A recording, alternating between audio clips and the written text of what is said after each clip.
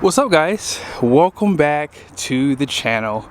I wanted to do a video around maintenance for Ford trucks. I've never owned one before, so this is kind of like a forum. I wanted to ask you guys who own them, specifically too for like the 2020 plus trucks too. Now, I went on Ford's website just to kind of get an idea of the maintenance schedule for the oil change, and I found something a little interesting. They don't really give you like information on when you should change your oil, and we'll discuss that here in a second. But we're gonna pull a truck here. It's my favorite one in the lineup. So over here on the side, this is like definitely one of my favorites so far. The only thing this one's missing is clearance lights. Come on, I wish they came standard on HD trucks, just saying, or Super Duties for Ford. But yeah, this Platinum here, man. The other thing I would get is the max recline seats too. Let's go ahead and discuss my findings here. I am here at Larry H. Miller Super Ford, so if you would like to buy a truck here, be sure to ask for Diego. This one I'm sitting in here is available. I gotta admit to you guys, the advancement of technology is a good thing and it's a bad thing. It's a good thing because, yes, cars have gotten a lot safer, a lot more reliable, for sure. Even the advancement of the oil that we use in our trucks has gotten so much better over the course of time. However, technology also has negative effects on our cars. Most of you guys know, if you're looking at a Ram half-ton with the Hurricane engine, they did take off the dipstick for that truck. Now, if you go into Ford's website, go to their owner's manual. I'm going to see if the owner's manual is in this truck here, and I'll just show it to you there, but if not, I'll show you online. When you go under the maintenance schedule for oil changes, they don't give you a time and a miles. You remember how I said technology is a good thing? For sure, it is. Your owner's manual is not in your glove box. It's in your screen here. I forget that these actually have this. Now, if you just type in part of the word, it'll just pop up here. We're gonna go to scheduled maintenance. So here it is. I'm gonna read this paragraph. I'll get a little bit closer for you guys. It says here, your vehicle has an intelligent oil life monitor that determines when you should change the engine oil based on how you use your vehicle.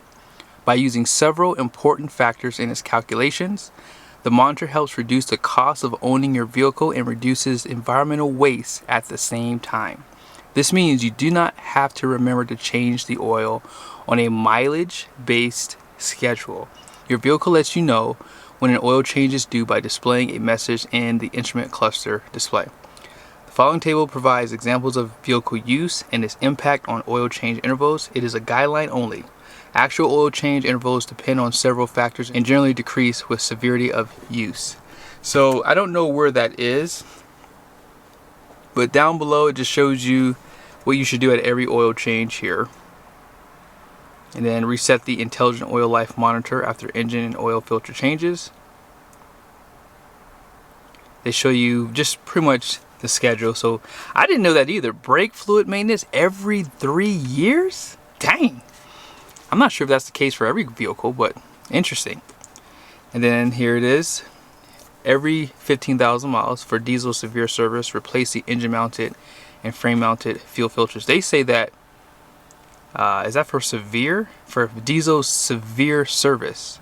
So they recommend that every 15,000 miles, replace the cabin filter, replace the engine air filter.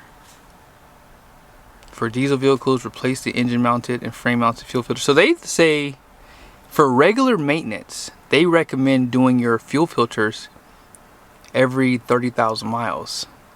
So that's kind of why I'm doing this video. I want to hear from you guys. What are your thoughts on doing your oil changes based off of your computer? Now, I've done some videos around oil, and yeah, there's a lot of factors I'm pretty sure that intelligent indicator does not account for that we're going to go through in this video. But I was shocked to see fuel filters every 30,000 miles. Now, it said for severe duty you can do it every 15,000 miles. Now, here's what I'm gonna tell you guys. I'm just gonna tell you right now. If I owned a Ford truck, I would 100% always assume severe duty is 10,000 miles, simply because of that CP4. Now, obviously, You can do whatever you want to do. I think the CP4s are fine if you do run fuel additive, but because of the overall quality of our diesel, running fuel filters at 30,000 miles is just asking for trouble. What does severe duty even mean? Do they even have something in the owner's manual that discusses that? I don't know. Let's go ahead and pop the hood. All right, the good news is on a Ford truck, they do give you a dipstick to check that engine oil. Now, how much oil does this truck take? If you don't know the answer to that, I'm going to show it to you guys here in a second. But something to consider, I've never done a fuel filter change on a Ford truck. I'm assuming they only have one. So let's go ahead and check under the truck really quickly. If you've owned a Ram truck in the past and now you have a Ford truck, or vice versa, you've owned a Ford and now you have a Ram, which one do you like better for fuel filters? It looks like this has a squared design, because this is the water fuel separator here. So this has to be the filter housing, I would assume. We'll check back on the screen just to verify that. Now, up front, oh my gosh, I'm getting way too low. I gotta get my creeper when I come out. I do know that this one here is your other fuel filter housing here. So let's go ahead and just check really quickly if that is the squared fuel filter out back. So if you type in fuel filter, and let's just go to draining the fuel filter. So it says here, yeah, so it's on the left side. Man, that is the filter. Interesting. Huh. So they say 30,000 miles with these filters if you're just doing normal. Now, I don't know, I guess, what severe duty would be. What would be considered severe duty? I guess that's something that Ford would have to have in the owner's manual. If I find it, maybe I'll show it to you guys. But yeah, it doesn't really give you anything. It says here your fuel filters must be changed at the correct service interval or when you see the low fuel pressure message. If you see a low fuel pressure message, you're screwed already. That is not good. So yes, 30,000 mile normal service for fuel filters. I think I would probably do it at 15K because again, there's no real like definitive answer probably what severe duty would be. I guess if you're getting your fuel from, you know, a non-fuel station and they don't have the same filtering maybe, but again, having a CP4, that would never be a good idea. I would try to give my CP4 the best chance I had possible. Now, when you think about Ram trucks have a 15,000 mile oil change interval. GM probably has the most comprehensive oil change interval. Now theirs is 7,500 miles, but GM trucks use conventional oil still, 15W40. So the reality is, it makes probably more sense, you know, just to probably stick around that number, 7,500 miles, even if you are running full synthetic. Ford does not tell you a mileage, so theirs could be all over the place, and it depends on the driving habits. But here's something you have to consider, and this is the only problem I have with not giving us a definitive answer. Everyone uses their truck differently. I like to have a basis point. What does the manufacturer say? Normally, whatever they tell you to do, you can go half of that. That's what most people do. And when I talk to Josh, you guys know Josh at Truck Stuff, he has said the same thing. If you're looking to buy a truck like this engine is going to cost you about $20,000 to $30,000. Why would you skimp out on any maintenance on something like this, especially if you are towing heavy or you use your truck for actual work? Why would you skimp out on the maintenance? So the fuel filters, 100%, 15,000 miles. But as I said, we don't really have a basis point on the oil change interval. Now, I'm going to assume, actually I don't really know, let's go check. So obviously Ford does recommend their own engine oil. It's their Motorcraft. But 10W30 is pretty much what you use in Ford trucks. I thought they used 15W40. So Duramax is the only diesel engine that offers 15W40 still. Ram and Ford use 10W30. If you go down here, holy smokes, yeah, these trucks use 15 quarts of oil, and as I said, it's 10W30. It doesn't show that it's a synthetic. To improve engine cold start performance, we recommend that you use the following alternative engine oil down to minus 22 degrees Fahrenheit. So they, oh wow, they use a 0W40. Wow, interesting. So down below here, it does show a 5W40 full synthetic. But yeah, that looks to be just a conventional oil right there. And yeah, they recommend a 0W40 for really cold. 5W40 full synthetic is something else they offer too. I learned something new today. Now you might be wondering why I'm doing this video. What's the purpose of this video? It's a good question, because there's a reason why I'm doing this. Ever since I've been doing videos with Josh at Truck Stuff and more videos on my channel around maintenance, I've been asking people in the real world, hey, when do you do your oil change on your $100,000 diesel truck, or when do you do your fuel filter change? I'm actually shocked at some of the answers I've gotten around this topic. Most of the guys I've talked to say whenever my truck tells me to. I'm like, really? They're like, yeah. I'm like, okay. So that intelligent indicator is what people are going off of to do the maintenance on their really expensive truck. See, I'm going to do another video really soon. It's going to be controversial. It's going to be clickbait. I'm going to tell you right now, it's going to be a good video though.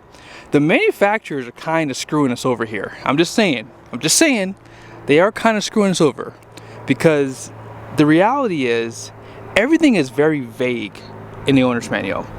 But when you really talk to master techs and get their opinion, a lot of those guys, and most of those guys are breaking down these trucks, they're saying you better be doing these oil changes a little bit sooner than what the truck tells you, because obviously fuel dilution, that's a big factor here. That's something you have to really consider. If you're someone that does a lot of idling, if you're someone who does a lot of city driving, even when you're at a stop, I was told that once you push the gas, you always have a little bit of fuel dilution off that initial start again, because of the cycle of the engine. I can't explain it. Someone explained it so much better, and maybe I'll have him on my channel one day to explain it better. But yes, there's so many factors at play here. The fact of the matter is these trucks cost so much money today, so much that this truck is how much? I forgot already.